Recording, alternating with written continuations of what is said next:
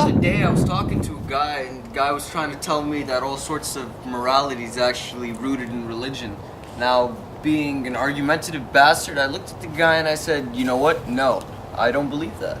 And he said to me, well, the only way to salvation is through Jesus Christ. And I said to him, well, we're not talking about salvation right now, we're talking about morality. And if we look at the fact of the matter, a person that does something good, just because they can do something good, is obviously better than someone that did something good because they're looking for eternal salvation in Jesus Christ, the Lord and Savior. And he said to me, well, prove it. And I said, you want me to prove it? He said, yeah, I want you to prove it. And I looked at him, I'm like, fine, nigga, I'll prove it.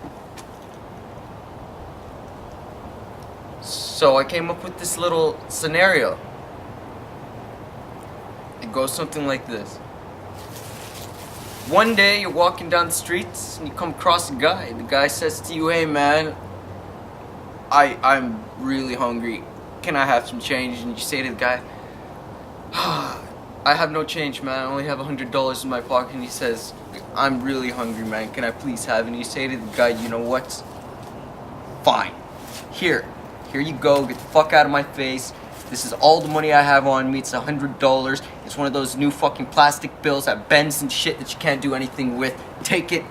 Be gone. And he's gone. The next day, you come across this homeless man. Beside him, there's a businessman. He's wearing an Armani suit.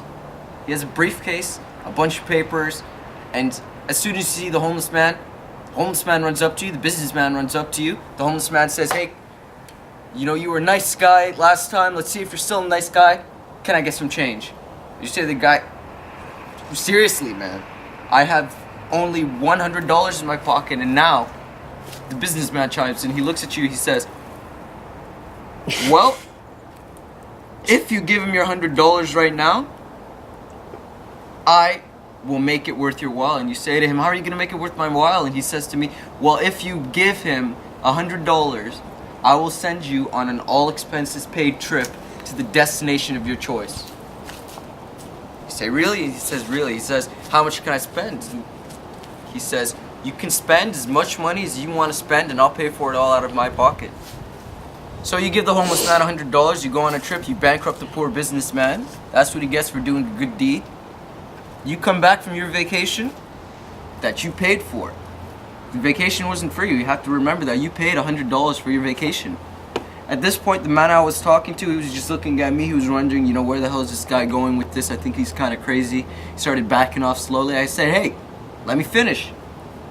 He said, okay, fine.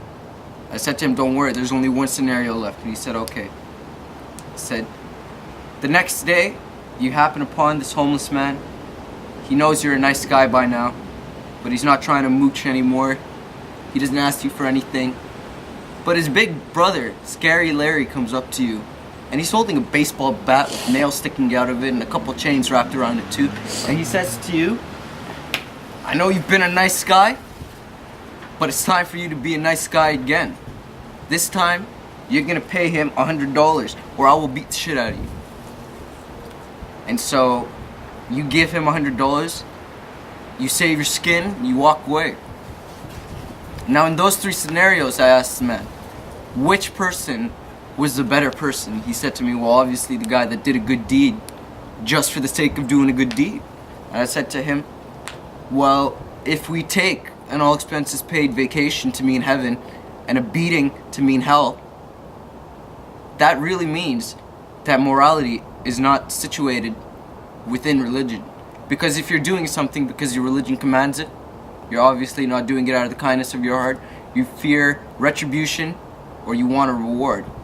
I said, think about it, and I walked away. I felt like the man.